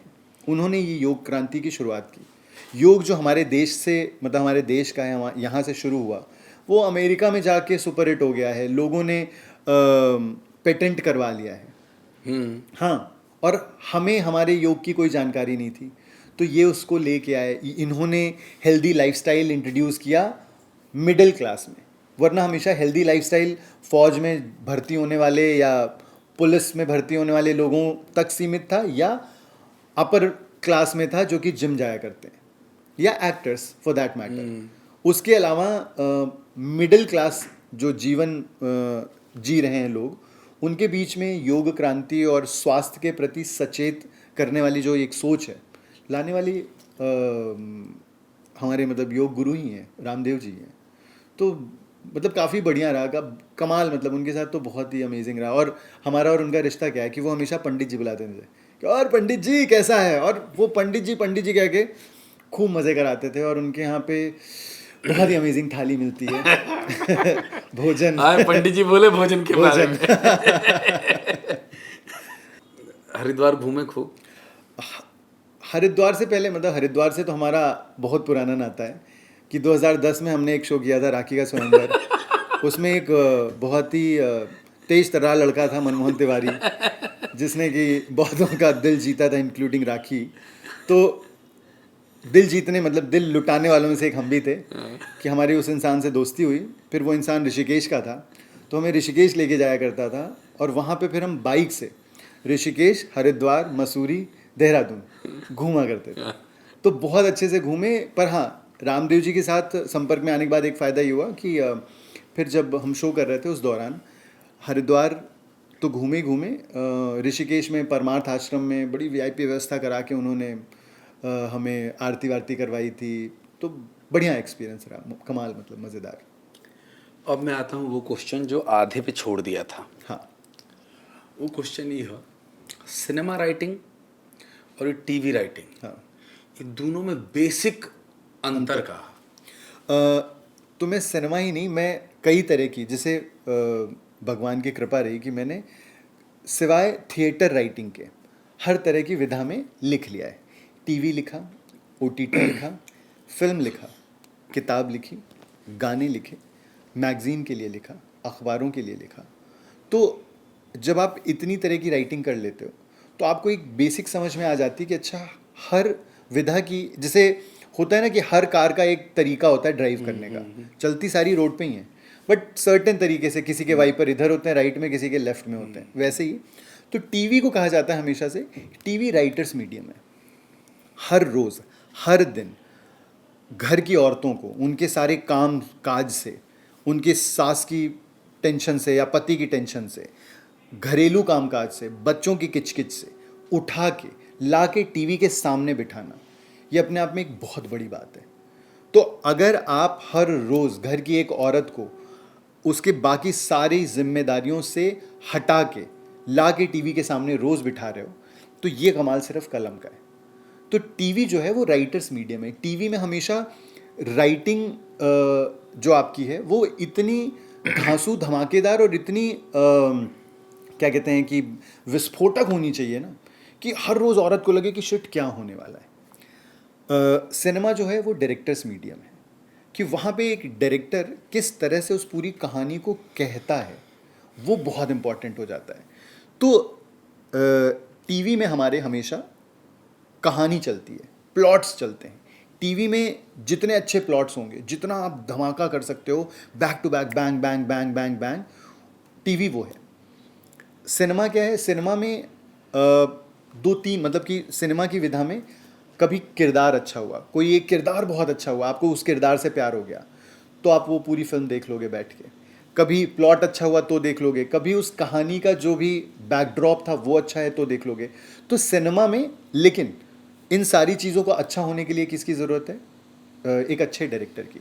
तो अगर आपका अच्छा डायरेक्टर है तो एक ठीक ठाक सी कहानी को भी वो अच्छे से प्रेजेंट कर देगा, कह देगा, तो सिनेमा चल जाएगा। ओटीटी कंप्लीटली कैरेक्टर्स मीडियम है। ओटीटी में अगर आपके किरदार अच्छे से चिपक गए, बढ़िया से अच्छे से चिपक गए, तो ठीक ठाक सी कहानी है। जैसे पंचायत का हम सबसे बड़ा एग्जाम्पल लेते हैं कि क्योंकि किरदार अच्छे से आए, चिपक गए, तो बढ़िया लोगों ने मस्त अच्छी तरीके से देखी। मतलब मैं उस सीरीज़ का नाम नहीं लूँगा, लेकिन एक सीरीज़ ऐसी थी जिसमें कहानी अच्छी थी बट किरदार ठीक से नहीं बन पाए, इसलिए वो ज़्यादा लोगों तक पहुँची नहीं या ज़्यादा लोगों तक चिपकी नहीं। तो इसलिए टीवी, सिनेमा और ओटीटी तीनों का बस इतना सा है। टीवी में आपको एक मुद्दा पकड़ना है, बहुत सारे बैंग बैंग बैंग मोमेंट्स देने हैं, बहुत सारे वाव मोमेंट्स देने हैं, टीवी चलता रहेगा। सिनेमा में आपको एक कहानी लेनी है, सिर्फ एक कॉन्फ्लिक्ट होना चाहिए बीच में कहीं, start, conflict, middle, and, climax, ख़त्म। तो सिनेमा सिर्फ इतने तक का है। ओटीटी में आपको 8 वाव मोमेंट्स लेने हैं, 10 जितने ही एपिसोड की आपकी कहानी है, 10 वाव मोमेंट्स लेने और कहानी ख़त्म। देखो, किताब के बारे में तार 90s वाला प्यार, ओकरा बारे में तो हम बाद में पूछब। अभी पहले ही, सबसे पहले हमार जाने के जो जिज्ञासा बा वही बा कि सिनेमा और टीवी में खास मेन बड़ा अंतर का लिखे में कंफर्ट जोन केकरा में बा या डिसकंफर्ट जोन ज़्यादा केकरा में बा? टीवी में तो बा, हम जानता नहीं। हाँ, तो जैसे टीवी और फिल्म की अगर हम बात करें तो हमेशा कहा जाता है ना कि टीवी और फिल्म दोनों जो मीडियम है, टीवी राइटर्स मीडियम है और सिनेमा जो है, फिल्में जो हैं, वो डायरेक्टर्स मीडियम है। कि एक अच्छी फिल्म, मतलब एक ठीक ठाक लिखी हुई फिल्म को एक अच्छा डायरेक्टर बेहतरीन बना सकता है, लेकिन एक ठीक ठाक लिखे हुए टीवी शो को डायरेक्टर अच्छा नहीं बना सकता जब तक कि राइटर ने उसमें मेहनत ना की हो। तो इसीलिए टीवी में राइटरों की मेहनत बहुत ज़्यादा होती है, क्योंकि हर रोज़ का 22 मिनट आपको निकालना है, हर रोज़ आपको 22 मिनट का एपिसोड निकाल के दिखाना है लोगों को। इसलिए डायरेक्टर के पास बहुत कम, बहुत सीमित संसाधन होते हैं कि भाई क्लोज लगाओ, 2 शॉट लगाओ, मास्टर लगाओ, ओएस काटो, ख़त्म। इसके अलावा थोड़ा बहुत बेचारा कर सकता है जब शुरुआती पूरा एपिसोड जब आ मेहनत रहे मतलब राइटर के करे के बाद मूल रूप राइटर से। को सारा काम राइटर का है कि आपको सारी मेहनत, क्यों? क्योंकि अगर वो बैंग नहीं देगा, अगर वो बहुत सारे प्लॉट पॉइंट्स नहीं देगा एक एपिसोड में, तो लोग जो कहते रहते हैं ना, ये कहानी वहीं रुकी है, कहानी तो कहीं चल ही नहीं रही है। भाई कहानी के बीच में जो झटके लग रहे हैं ना, वो राइटर रोज सोच के ला रहा है तो वो बहुत ज़रूरी है। तो ये टीवी की राइटिंग काफ़ी थका देने वाली है। फिल्मों में क्या होता है, फिल्मों में राइटर्स ब्लॉक होता है, तो प्रोड्यूसरों के पैसे पे वीकेंड गेट अवेज लेता है, वेकेशन पे जाता है 15 दिन के लिए वो गोवा में है, या प्रोड्यूसर के किसी हॉलीडे होम में बैठ के प्लॉट सोच रहा है, आई शाबाश। ऑस्ट्रेलिया चला गया है छुट्टी पे, हाँ, या स्पेन भेज दिया गया है। मैं ऐसे बहुत सारे राइटरों को जानता हूँ और शायद उन्हीं को देख के लालच आ गया मुझे। मैंने कहा यार मैं भी प्रोड्यूसर्स के पैसे पे गेट अवेज करना चाहता हूँ। कहाँ गए भाई प्रोड्यूसर के पैसा पे गेट कहीं पे भी नहीं, सिर्फ उनके ऑफिस तक चेक मांगने के लिए। आई रे दादा। अच्छा तक अब पैसा मांगल अब संघर्ष बा जा कि तार मेहनत के कहते ना पसीना सूखे से पहले हमनी के पैसा आ जाए के चाहिए, मजदूरी मिल जाए के चाहिए। हाँ। मिलल कि ना? ये सिर्फ एक डायलॉग रह गया जो किसी राइटर ने लिखा था और उनकर मिल गई भाई तो देखो ये एक ऐसी मुश्किल है जिसको कि मैं इस प्लेटफॉर्म के माध्यम से मोदी जी तक पहुंचाना चाहता हूं कि राइटरों को उनके हक का पैसा वक्त पे नहीं मिल पा रहा है, और ये एक बहुत बड़ी प्रॉब्लम है। तो और बहुत सारे लोग इस बारे में संघर्ष कर रहे हैं। लोगों को लगता है बहुत पैसा मिलता है, फिल्मी लाइन में बहुत पैसा है पर कुछ ही लोगों के पास, बाकी सब लोग मतलब बेचारे संघर्ष ही कर रहे हैं, घूम ही रहे हैं अपने अपने चक की लड़ाई में। तो है अभी भी तकलीफें तो हैं। मर्यादा में रह के गरियाए से अपना आप के रोका थरन, हमो रोका थनी। ठीक है भैया। एक और ही चीज़ हम जाना नहीं कहे कि हम तो तार पुरान दोस्त हैं, राइटिंग में डायलॉग लिखे के अलावा कविता शायरी में भी तू पारंगत बड़ा। दुनिया भर के स्टैंड अप शोज पोइट्री के तू कैले बड़ा। पोइट्री तहार जीवन में कब प्रवेश कैला? सब फिर किताब के बारे में बाद में पूछब, पोइट्री के प्रवेश कब भइला? जब ये समझ में आया कि हमारी बातें इतनी इम्प्रेसिव नहीं है, या हम शक्ल सूरत औकात हैसियत में इतने इम्प्रेसिव नहीं हो पा रहे हैं लड़कियों के सामने, तो हमें लगा एक तरीका और है कि कविताएं लिखी जाएं। और कविताएं लिख के कि जब आपको कोई, जिसे कहते हैं ना कि डेस्परेशन में आप बहुत हाथ पैर मारते हो ना अलग अलग तरीके से हाँ, तो आवश्यकता ही आविष्कार की जननी है। तो हमें आवश्यकता थी एक महिला मित्र की और ऐसे में आविष्कार हुआ पोइट्री का। हमें लगा यार हम अपनी बात कहेंगे, अगर चिट्ठी लिख के कहेंगे तो वो बहुत छिछोरापन माना जाएगा, जाके डायरेक्टली बात करेंगे तो थप्पड़ पड़ जाए। तो बेहतर क्या है, साहित्यिक रूट अपनाना, कि साहित्य का रास्ता अपनाते हैं, कुछ अच्छा सा लिखते हैं, देते हैं, अगर उसे पसंद आ गया तो कहते हैं तुम्हारे लिए है, और मुंह बनाया उसने कि कौन है क्या है, कहते हैं ऐसे ही कोशिश की थी, चलो फिर से करेंगे। तो एक सेफ गार्ड तरीका था अपने आप को मतलब संभाल के बचा के प्रेम की राह पे ले जाने का। तो बस शुक्रिया उन सारी महिला मित्रों का जिन्होंने इंस्पिरेशन दी, और लिखते लिखते फिर होता है ना कि वो आपको समझ में आने लगता है कि किस तरह कैसे क्या सही शब्द का चुनाव करके लिखना है और कैसे डायरेक्टली किसी को ये बात कहनी है। तो शब्द जुड़ते गए। एक बात कहो अगर सुनती हो, तुम मुझको अच्छी लगती बस। तो भाई से आगे बढ़ा दो जरा। तो ये हमने हमारी जो दूसरी किताब आ रही है जिसके बारे में हम थोड़ी देर में बात करेंगे, तो उस किताब में भी इस लाइन को डाला हुआ है कि एक बात कहूँ अगर सुनती हो, तुम मुझको अच्छी लगती हो, पावन गंगा के पानी सी, तुम लड़की प्रेम दीवानी सी। तो आपकी कोई एक कविता हो जाए जो किसी विशेष व्यक्ति के लिए आपने लिखी हो? तो विशेष नहीं, ये मेरे सारे दिलजले दोस्तों के नाम है। जिनके बारे में सोच के लिखी गई है। तो कुछ यूँ है कि इमोशनल टर्मोइल वाले झूले में झुला दिया उसने, फ़ोन करके अपनी शादी में बुला लिया उसने। कुचल दिए हैं उसने मेरे वो ख्वाब सभी, मेरे मिस यू का अब ना देगी वो जवाब मुझे। मुद्दतों चाह कर भी मेरी ना वो हो पाई, और चंद रस्में निभा के ले जाएगा वो NRI। कर नहीं पाएगा मेरे जैसे बात हिंदी में, अरे वाह जंच रही हो सारी में बिंदी में। ऐसी तारीफ़ों के पुल बांध नहीं पाएगा, रकीब शेर नहीं क्रिसमस कैरल ही सुनाएगा। मेरे हर शेर लतीफ़े और गुलाब भुला दिए उसने, फ़ोन करके अपनी शादी में बुला लिया उसने। मुझको कहना पड़ा बधाई हो, खुश हूँ बहुत, उसके घर का ना बन पाया जमाई पर खुश हूँ बहुत। दो के टेबल की तरह याद है वो मुँह ज़बानी सी, दो के पहाड़े की तरह याद है वो मुँह ज़बानी सी। अब मेरे ज़िक्र में रहेगी वो बस कहानी सी। लाल जोड़े में देखूंगा तो शर्तियाँ टूट जाऊंगा, मैं बचपन के स्कूल जैसे उससे बहुत पीछे छूट जाऊंगा। हम तो लड़के हैं यार, हम तो लड़के हैं यार, पर देखो ना रुला दिया उसने, फ़ोन करके अपनी शादी में बुला लिया उसने। ये रियल दर्द पर आधारित है। हाँ, ये मेरे एक दोस्त के रियल दर्द अरे पर आधारित है। दोस्त, ये कौन था वो दोस्त? तो एक भाई ने फ़ोन किया था, और ये क्या होता है कि लड़कों की दोस्ती ऐसे ही होती है कि वो फ़ोन करते हैं और अपने किसी एक भाई के सामने ही रोते हैं। तो ये ऐसा ही एक फ़ोन आया था कि यार, कि उसका फ़ोन आया यार उसकी शादी में। अच्छा, कमाल चीज़ इसका, और दूसरी चीज़ बताएं, इसका दूसरा पहलू ये है कि फिर उसकी शादी में हम दोनों ने जाके खूब नान और पनीर खाया भी है। ऐसा नहीं है, उसने कहा बाकी सब चीज़ अपनी जगह है, पर प्लेट तो उसका बढ़ाएंगे ही। ये अच्छा था। अब आते हैं भाई आपकी इस 90s वाला प्यार पर। इसकी शुरुआत कब हुई? 90s वाला प्यार जो हमारी किताब है, हाँ। वो बेसिकली 8 कहानियों का मतलब एक कहानी संग्रह है। तो शुरुआत अगर हम कहें तो कहानी तो अलग अलग मैं लिख के फेसबुक पे डाल दिया करता था। तो छोटे छोटे पैराग्राफ्स डालता था। तो मुझे कई लोगों ने बोला कि यार अच्छा लिख रहे हो तो इसको कहीं पे संकलित कर लो, कहीं पे एक जगह इकट्ठा करके इसको छपवा दो। तब हमारे मन में भी ये बात कहीं दूर दूर तक नहीं थी। लेकिन फिर जब धीरे धीरे लॉकडाउन लगा, लॉकडाउन आया, और लॉकडाउन के समय में ये समझ में आया कि हमारे पास कुछ नहीं है लिखने को, तो खाली वक्त था।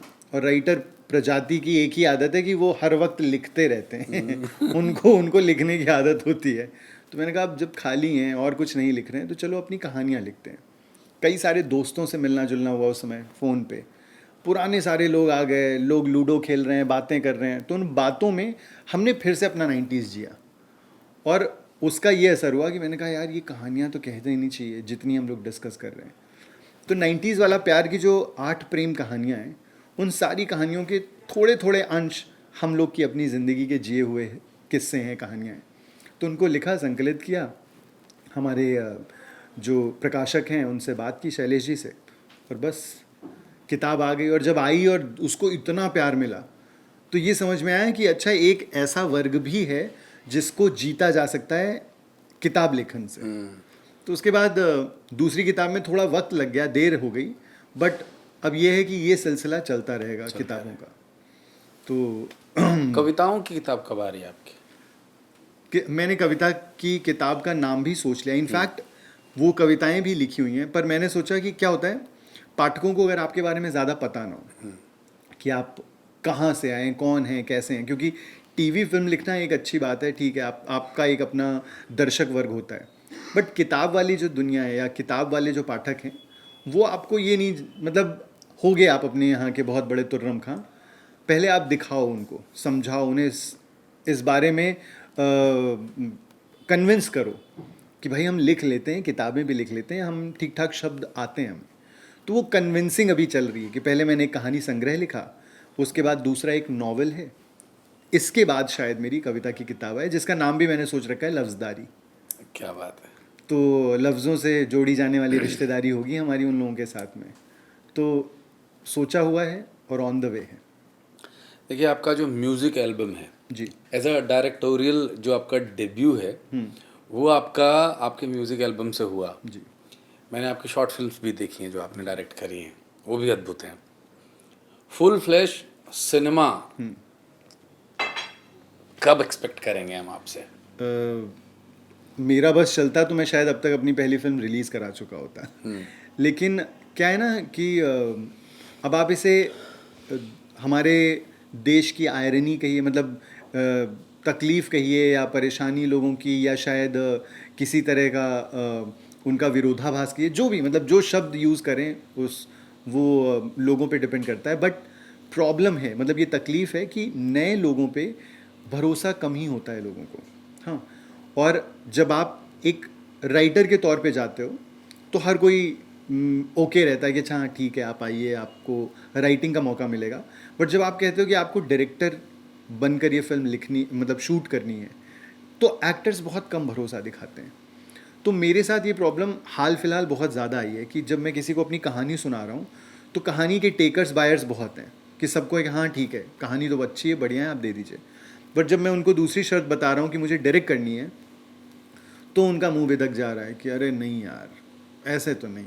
तो सेम वही बात जो मैंने पहले बताई थी कि टीवी राइटर्स मीडियम है जहाँ से मैं आता हूँ, तो राइटिंग को लेके वो ओके हैं। बट क्योंकि सिनेमा डायरेक्टर्स मीडियम है, तो वहाँ पे एज अ डायरेक्टर वो मुझे नहीं आने देना चाहते। वो उनका ये कहना है कि आप आइए, बाद में आइए, 2-3 फिल्मों में असिस्ट कर लीजिए किसी को या कुछ काम कर लीजिए, तब आइए, ताकि हम भी एक्टर को कन्विंस कर पाएँ। तो मैं पूरा पूरा दोष प्रोड्यूसर्स को इसलिए नहीं दे पा रहा हूँ क्योंकि उनको एक्टर्स नहीं मिलते हैं। एक्टर्स को दोष इसलिए नहीं दे पाता हूँ क्योंकि एक्टर्स को लगता है कि भाई नया है, अगर इसने डुबो दिया हमें तो फिर क्या ही होगा हमारा मार्केट से। तो कहीं ना कहीं ये खिचड़ी, ये भंवर जाल जो चल रही है, इस वजह से जो आपने मेंशन किया, कि इसलिए मैंने अपना भी हाथ साफ करने के लिए पहले कुछ म्यूज़िक एल्बम्स डायरेक्ट किए, फिर कुछ शॉर्ट फिल्म्स की, अभी 1-2 और शॉर्ट फिल्म्स इसलिए कर रहा हूँ ताकि मैं उनको अपनी तैयारी दिखा सकूं, अपना होमवर्क दिखा सकूं। हम ई सवाल एहू खातिर पूछनी है कि एक तिग्मांशु धूलिया के एगो इंटरव्यू देख ले रही हूँ, मैं बोले रहन कि भाई एगो राइटर डायरेक्टर जो होखला ना वो बेस्ट काम देला। बिल्कुल त बिल्कुल। ई त या राइटर वो या एडिटर डायरेक्टर होता है वो बेस्ट काम देला। त ए मामला में तू राइटर डायरेक्टर हवा तो प्राथमिकता तारा प्रमुखता से मिले के चाहिए, ओकरा बाद भी संघर्ष उमें बड़ा हो गई बा बिल्कुल। ओ खातिर। मतलब जो तिग्मांशु जी ने बात की वो इसलिए इतनी सही बात है क्योंकि बीइंग अ राइटर, हमने जो दुनिया देखी है या हमने जो संसार रचा है पन्ने पे, हमसे बेहतरीन तरीके से उसको कोई दिखा नहीं पाएगा। राइटरों का जब जब भी लोग कहते हैं ना कि डायरेक्टर क्या करता है, तो डायरेक्टर उस किरदार को जीवंत करता है पर्दे पे।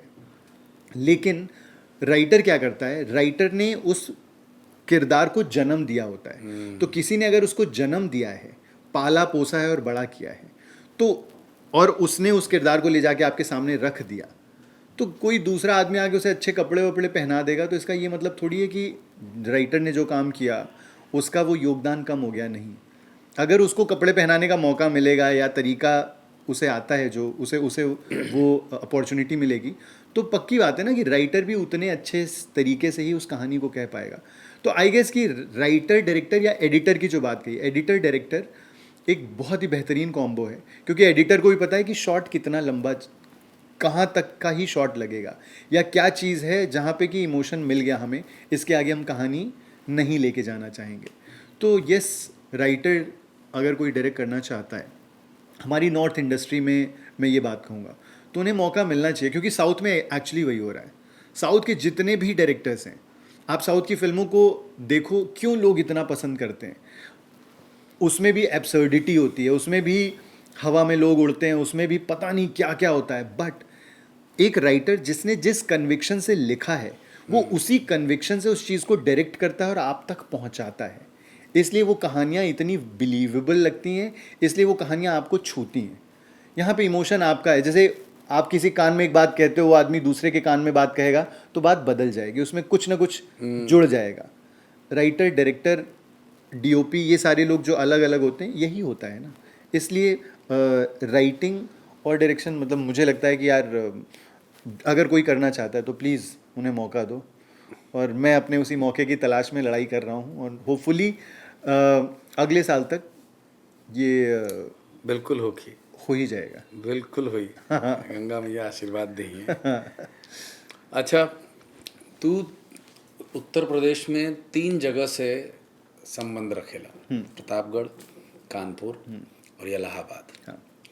तीनों ही साहित्यिक रूप से बहुत ही समृद्ध स्थान है। हाँ।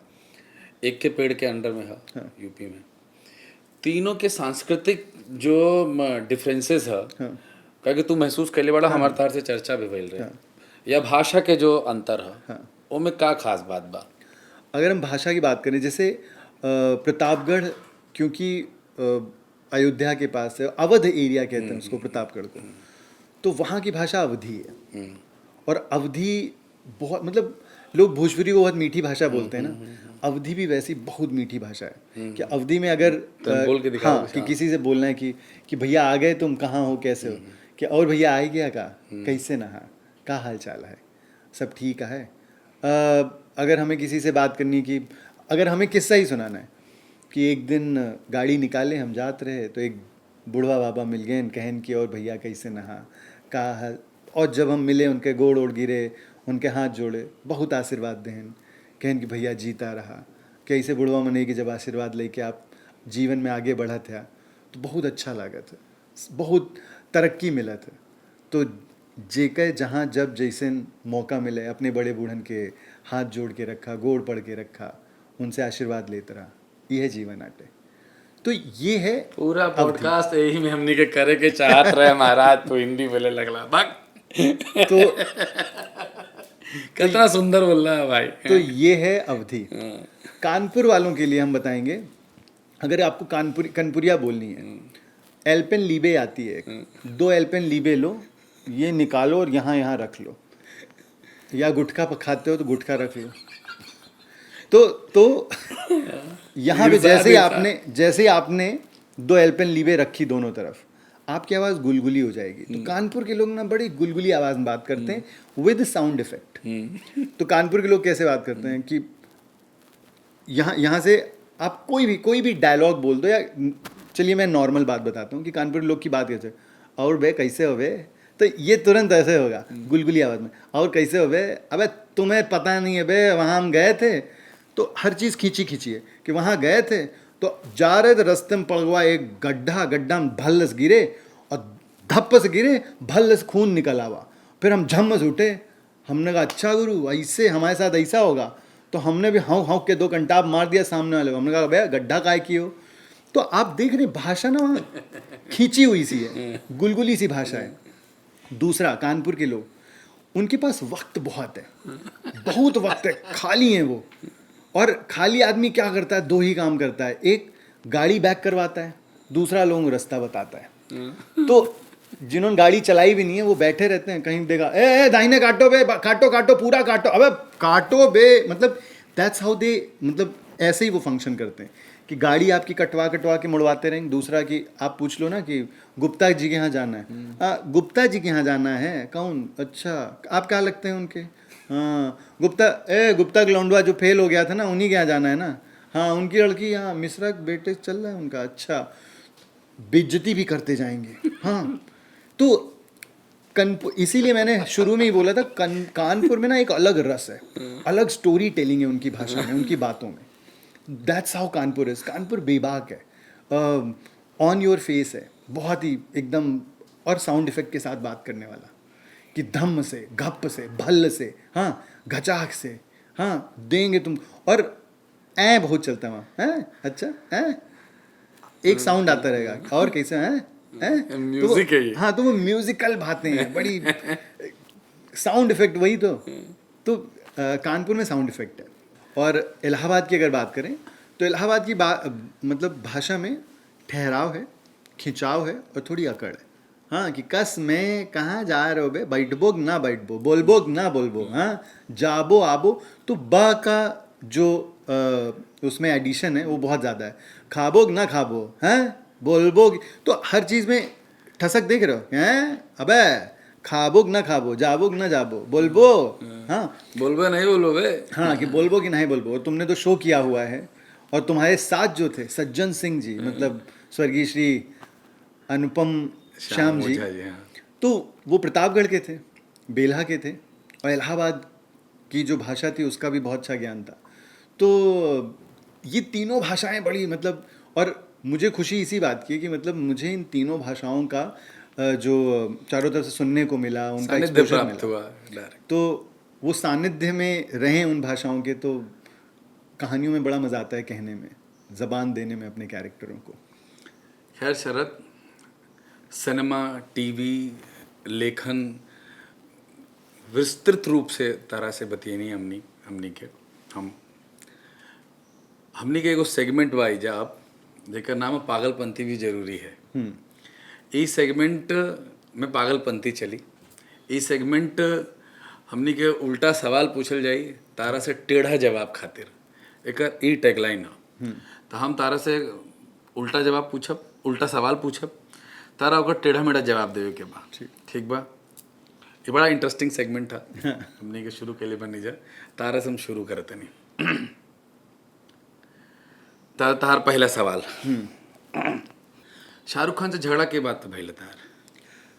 यार 3-4 दिन से हम लोग बात करते रहे और हमने कहा कि यार सलमान भाई हमें उनकी बॉडी ज़्यादा अच्छी लगती है। गुस्सा हो गए, कितने प्रेम तुम हमसे करते हो, लोगों को बोलते हो कि हम बड़े तुम्हारे फेवरेट हैं, सलमान खान बॉडी। तो हमने कहा हाँ रणवीर भी अच्छा लगता है, प्रेम तो रणवीर भी अच्छा करता है, आप ही थोड़ी। बस गुन्ना गए, तुम क्या करें बताओ, ठीक है पर शाहरुख है। तो हमने कहा चलो जाने दो। और वो जो तुम्हारा दिशा पटानी के साथ चल रहा है उसके बारे में? यार दिशा पटानी के साथ अच्छा चल रहा है, मतलब अभी थोड़े दिन पहले ही शुरू किया है, तो रेस्टोरेंट है, बढ़िया चल रहा है।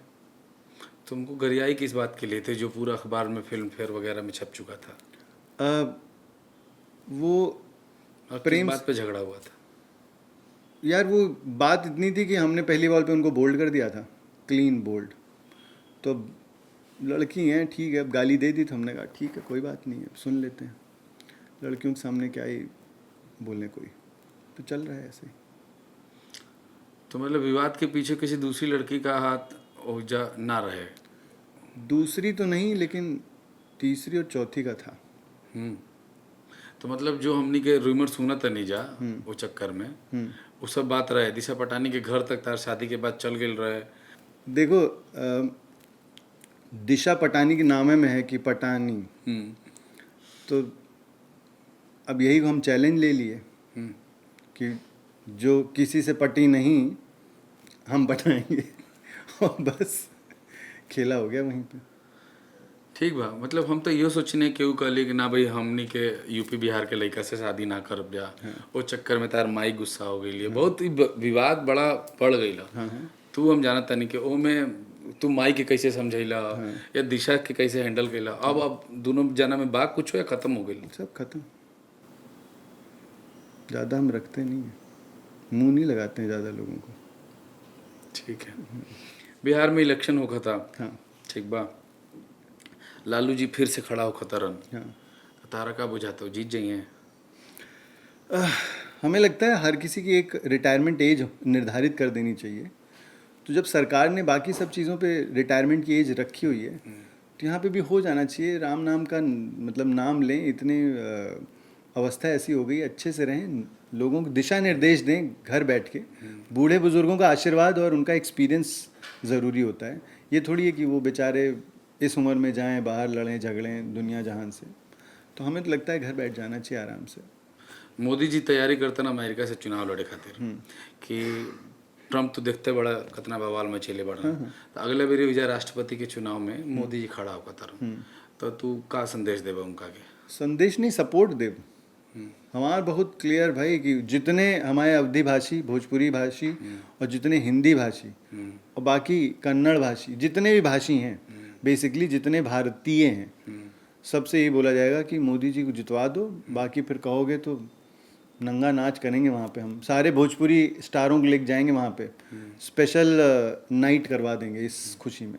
बस मोदी जी को सपोर्ट करो। फिर उसके बाद अमेरिका में भी काफ़ी लोग हैं हमारे यार दोस्त जिनका सपना है कि अमेरिकी गर्लफ्रेंड चाहिए।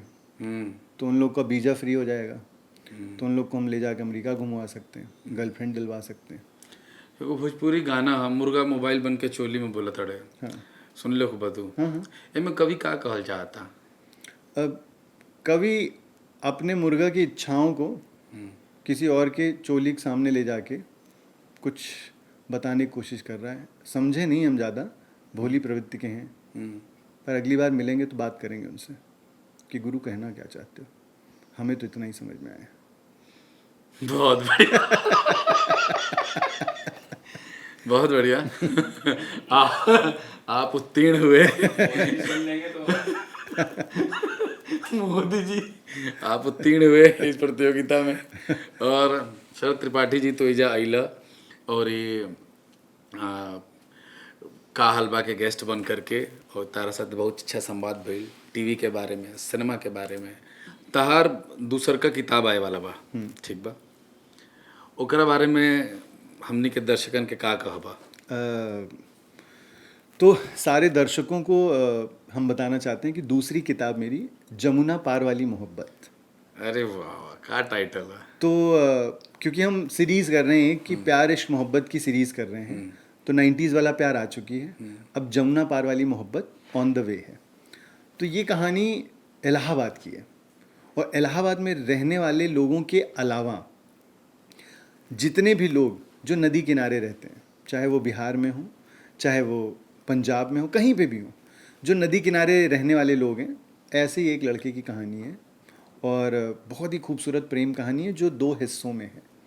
कि पहले हिस्से में एक लड़के को 2003 में मोहब्बत होती है, लेकिन जैसे 2003 में इंडिया वर्ल्ड कप हारता है ऑस्ट्रेलिया के हाथों, हमारा हीरो जो है वो अपनी मोहब्बत हारता है समाज के हाथों। फिर 2013 में महाकुंभ होता है और महाकुंभ में फिर उसे प्रेम मिलता है, बट नदी घाट सब वहीं रह जाते हैं, महाकुंभ खत्म हो जाता है। वैसे ये रिश्ता भी ख़त्म हो जाता है। तो एक इंसान की प्रेम कहानी है ये, खूबसूरत सी कहानी। और इसमें एक लाइन है कि इश्क की खूबसूरती उसके अधूरेपन में है, जो मुकम्मल हुआ वो इश्क ना हुआ। तो कुछ इसी तर्ज पर ये कहानी क्या है। बात है! तो आई एम श्योर लोगों को पसंद आएगी जमुना पार वाली मोहब्बत। बिल्कुल पसंद आएगी। एक चीज़ और है जो आपके नाम के साथ जुड़ी हुई है, एक रियलिटी शो करा था आपने, जी नच बलिए जी। वो अनुभव कैसा था आपका? राइटर जो अपने इशारे पे किरदारों को नचाता है, अगर उसे म्यूज़िक की धुन पे नचवाया जाए तो उसे कैसा लगेगा? हड्डियों के ऐसे ऐसे तंतुओं और कोशिकाओं से आवाज़ें आई थी नाचते हुए, तो काफ़ी मुश्किलों भरा सफ़र रहा था। बट शायद वो शो था जिसकी वजह से ही एक के बहुत अच्छे दोस्त मिले, 2 की थोड़ी ज़्यादा पहचान मिली, लोगों को ये लगा कि अच्छा राइटर्स भी ऐसे होते हैं क्या, या राइटर्स भी ऐसा करते हैं। और तीसरी स्टाइलिंग सेंस आ गया कि तब समझ में आया कि अच्छा ड्रायर मार के बाल ऊपर किए जा सकते हैं, हेयर स्प्रे मार के ये बाल ऐसे बनाए जा सकते हैं, और ठीक ठाक अच्छे कपड़े कैसे पहनने होते हैं। लोगों के सामने मिलना है तो ऐसे ही नहीं कि ऐसे ही उठ के चले गए, कपड़े जूते हर चीज़ मैचिंग कैसे होती है। तो ओवरऑल एक अच्छा ग्रूमिंग लेसन रहा मेरे लिए वो शो। जितने भी नए राइटर आ रहे हैं इंडस्ट्री में, हाँ, एक राइटर के तौर पर, एक डायरेक्टर के तौर पर, एक अनुभवी राइटर के तौर पर उनको क्या सजेशन है? जो भी नए लड़के टीवी की विधा में आने वाले हैं, आना चाह रहे हैं, आने की इच्छा रखते हैं। मेरा ना सभी राइटरों से अनुरोध है कि प्लीज़ सबसे पहली बात, आप अपनी एक ज़बान बना के रखिए, आप अपनी एक भाषा, अपनी एक शैली, अपना एक तत्व बना के रखिए। क्योंकि बाकी सब चीज़ सही है, फॉर्मूला राइटिंग आप मास्टर क्लास करोगे, लोगों की सुनोगे, बट उसमें आपका अपना तत्व क्या है? अगर वो होगा, अगर आपके अंदर वो एक अपना तत्व है, तभी आपकी कहानी अलग सुनाई देगी, दिखाई देगी, लोगों को समझ में आएगी। तो कहानी में ईमानदारी रखिए अपने किरदारों से, और आसपास जितने लोग हैं खूब सारा ऑब्जर्व करिए, क्योंकि आने वाला वक्त फार्मूला राइटिंग का नहीं है, आने वाला वक्त रिलेटेबल राइटिंग का है, जहाँ लोगों को अपने आसपास की कहानियाँ देखनी है, अपने लोगों की कहानियाँ देखनी है। तो प्लीज़ जितना हो सके अपनी ऑब्जर्वेशन स्किल्स को बहुत बढ़ाइए, और जितना हो सके लोगों की कहानियाँ सुनिए, लोगों की बातें सुनिए, तभी आप अच्छी कहानी कह पाएंगे, अच्छे कहानीकार बन पाएंगे। बहुत बढ़िया शरद चंद्र त्रिपाठी जी, रुआ से बात करके बहुत अच्छा लगल, बहुत मज़ा आयल। हमारा पूरा विश्वास बा कि हमनी के ऑडियंस के तारा से बहुत कुछ सीखे के मिली, बहुत कुछ जाने के मिली। और ये एगो अनुभव जो तू इतना ये लंबा जर्नी में प्राप्त कैले बड़ा, डायरेक्ट पॉडकास्ट के माध्यम से वो अनुभव उनका सबके साथ साझा होखी और उ सब लोग एक लाभ उठाइए जा। बहुत बहुत बहुत बहुत धन्यवाद तार इजा आए खातिर, का हलवा के मेहमान बने खातिर। नमस्कार। तो का हालबा को देखने वाले सभी दर्शक लोग, एक काम करी जाए, अवधि में बात की जाए तो बहुत ही बेहतरीन शो, कमाल शो, हमारे दोस्त के शो। तो जितना जने देखा तहाँ जहाँ पे भी, अवध में यहाँ या चाहे कानपुर में, इलाहाबाद में, लखनऊ में, बनारस में, यूपी में, देश में, विदेश में, सब जने ये शो देखत जा। एक देसी महक, देसी तड़का लिए हुए बहुत बढ़िया पॉडकास्ट है। तो प्लीज़ प्लीज़ प्लीज़ ये शो देखें, लाइक करें, शेयर करें, सब्सक्राइब करें, और एक बेल आइकन हो तो वो दबाए के रखें ताकि कभी भी कुछ भी नया कुछ आवे तो आपके पता चल जाए कि इतने ढेर सारे कंटेंट में एक ऐसा अलग बढ़िया कंटेंट है जो आपको देखना है। तो प्लीज़ देखिए, लाइक कीजिए, शेयर कीजिए, सब्सक्राइब कीजिए। नमस्कार। नमस्कार दोस्तों, हम हैं मनमोहन तिवारी और ये रहुआ सब लोग देखत तनी जा का हाल बा, भोजपुरी भाषा, संस्कृति और साहित्य के एकमात्र प्लेटफॉर्म। का हाल बा, बोला का हाल बा, सब ठीक बात ना।